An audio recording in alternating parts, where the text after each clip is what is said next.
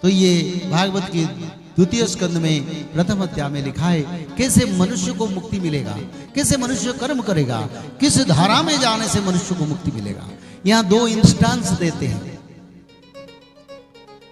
सुखदेव जी बोले राजा खट्वांग नाम के एक बड़े प्रतापी राजा थे, बड़ा शक्तिशाली, धरती पर उनको कोई परास्त नहीं कर पाया।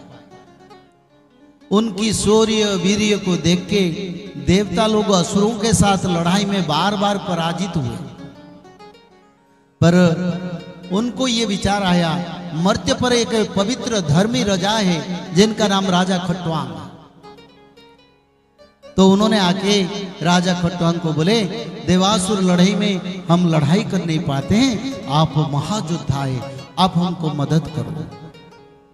सारा जीवन उन्होंने देवासुर लड़ाई में समय दिया, असुरों को विनाश किया। पर देवता लोगों ने बोले तुमने इतने समय सारा जीवन देवताओं का कल्याण में लगा दिया, क्या वर चाहते हो, क्या मांगते हो, जो चाहोगे हम देंगे। तब राजा खट्वांग कहते हैं अरे मैं तो ये नहीं चाहता हूं, देखो ना मेरा आयु कितना बाकी है, मैं कितने दिन बचूंगी।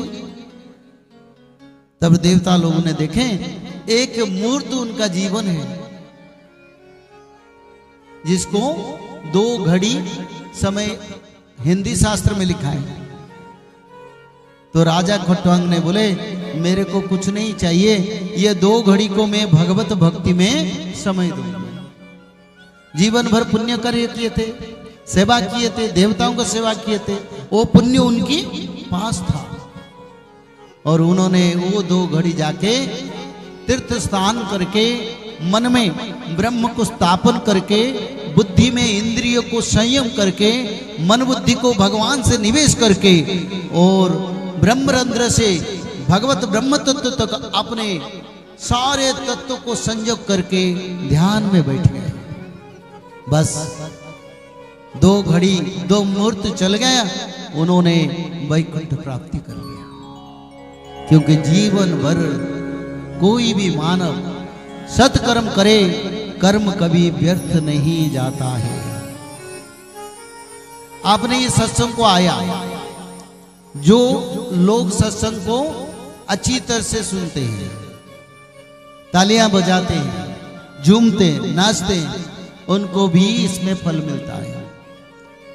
कई लोग तो बोलेंगे अरे ये क्यों नच रहा है, हमको लज्जा आता है, मृत्यु के बाद लज्जा क्या, कभी तो मृत्यु होगा, कभी भगवान के लिए हमने नृत्य नहीं किए हैं।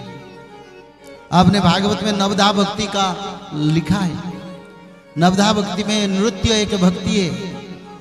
हर दिन भगवान को जब पूजा करते हैं पहले भोग लगाओ, पूजा करो, धूप दीप में बंधन करो, उसका बाद भगवान के मंत्र उच्चारण करो, उसका बाद भजन करो और नृत्य करो, तब तुम्हारा पूजा सफल होगा, नहीं तो सफल नहीं है। ये शास्त्र विधि है। पर हमें भगवान को फूल फेंक दिया, भोग कर दिया, आया अपने भोजन पर बैठ गया, ना भाव ना विचार है, तो ऐसे पूजा क्या जरूरत? 10 मिनट खुद के लिए नहीं देंगे, सारा ब्रह्मांड के लिए 24 घंटा देते हैं। इसीलिए तो शास्त्रों का रचना हुआ ताकि मानव का उद्धार हो।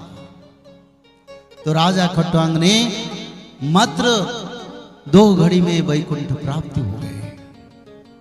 तो इसीलिए जन्म मृत्यु तो चलता है, पर बुद्धिवान ज्ञानवान भगवत परायण भक्तों का उद्धार भी हो जाता है, सबका नहीं होता है। तो इसीलिए सत्संग जरूरी है, शास्त्र अध्ययन जरूरी है। भक्तों के साथ सत्संग सबसे बड़ा महत्वपूर्ण है। एक भक्ति भक्तों के साथ सत्संग करना, बराबर भक्त अज्ञानी के साथ कभी नहीं बैठना, समय नष्ट नहीं करना। उदास मन भगवान से भक्ति भगवत प्राप्ति करता है। जो सच में भक्त ज्यादा बात नहीं करता, जो भक्त नहीं ना वो पाखंड फैलाता है, बहुत ज्यादा बोलता है, बहुत ज्यादा बोलता है। क्योंकि भगवान को पाने के लिए सबसे बड़ा मन हमेशा भगवान से लगा के उदास मन हो। दुनिया में सब हंसते खिलते काम करो, पर मन में ठाकुर जी के साथ संपर्क बनाओ। क्या संपर्क बनाओ? प्रेम का संपर्क, तू मेरा मैं तेरा, और मेरे आर पार का बंधु आप है और कोई नहीं है। तो इसलिए सबसे बड़ा बंधु कृष्ण को बनाओ। फिर राजा परीक्षित प्रश्न करते हैं, मेरा मुक्ति कैसे होगा? तब सुखदेव जी बोले, तेरे हाथ में 7 दिन है, मात्र 2 घड़ी में राजा खट्वांग का मुक्ति हो गया, वैकुंठ प्राप्ति कर ली। तेरे हाथ में 7 दिन है, जीवन भर में तूने सुकर्म किया, बस इसी समय भगवत भक्ति में लीन हो जाओ।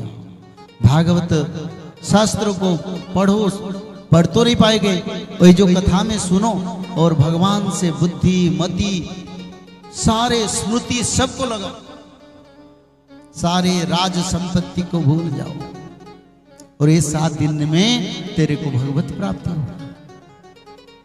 तो इसीलिए शास्त्र में लिखा है, परम शास्त्र भागवत को हर दिन पाठ करो, हर दिन भागवत पठन करो, नहीं तो बैतरणी नरक के बाद और 21 नरक है। बैतरणी नरक में 1 लाख वर्ष तुम्हारा जाएगा, उसका बाद कितने लाख वर्ष ब्रह्म प्रलय तक यमपुरी में पतित होते हैं लोग। तो इसीलिए धर्म में पैसा जरूरत नहीं है, धर्म में सबसे बड़ा जरूरत है तुम्हारा भाव, विचार, आचार, लक्षण धर्म को समर्थन करता है कि नहीं। तो इसीलिए भगवान के नाम निरंतर भजन,